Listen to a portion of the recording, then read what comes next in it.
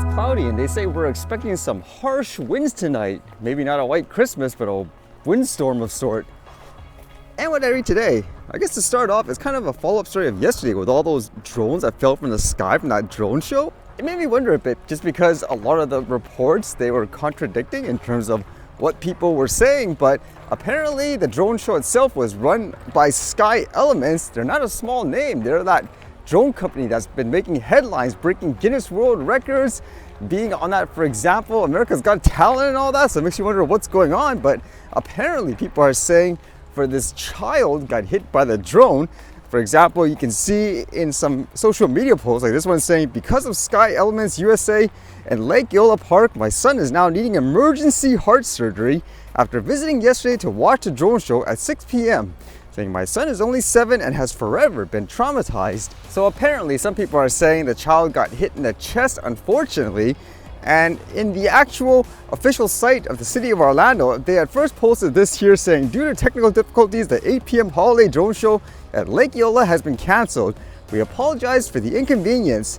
And then you can read some of the comments from people, I suppose, that were there. Like this person here says, we were at the earlier one. Several drones fell back to the platform on launch, and one flew into the crowd right in front of us, hitting someone. So I would assume it's the child that it hit, according to this.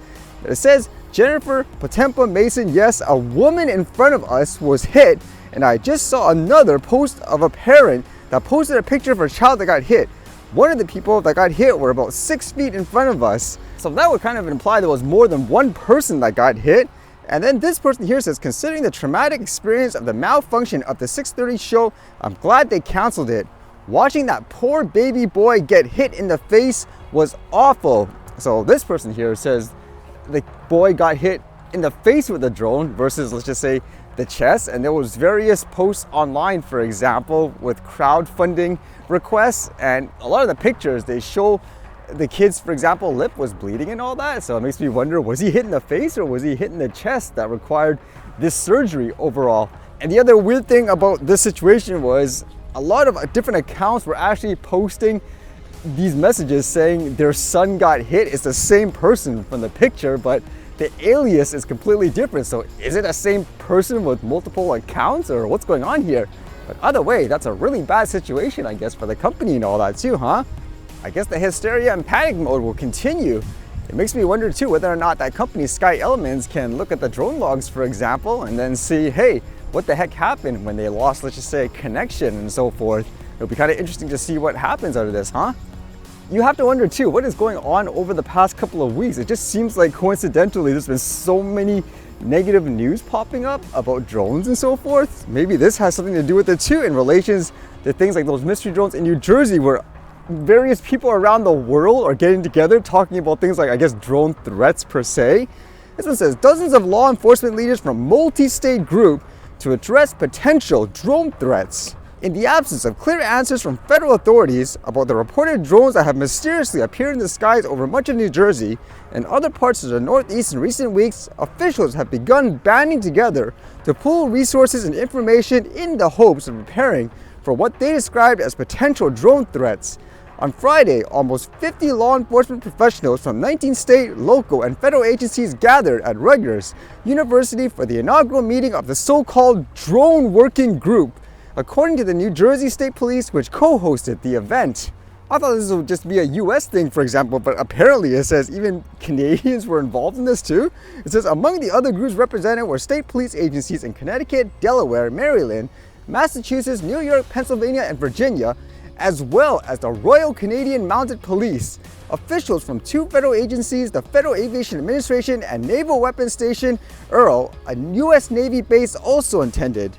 A handful of non-law enforcement agencies, including the Network Contagion Research Institute, a nonprofit that assesses political threats and disinformation, were represented at the meeting. I wonder why you would need that, for example. It says the working group shared information, sifted fact from fiction, discussed drone and counter-drone technologies, addressed regulatory issues and the need for federal legislation, and explored online sentiment toward the sightings, the state police reported in the news release.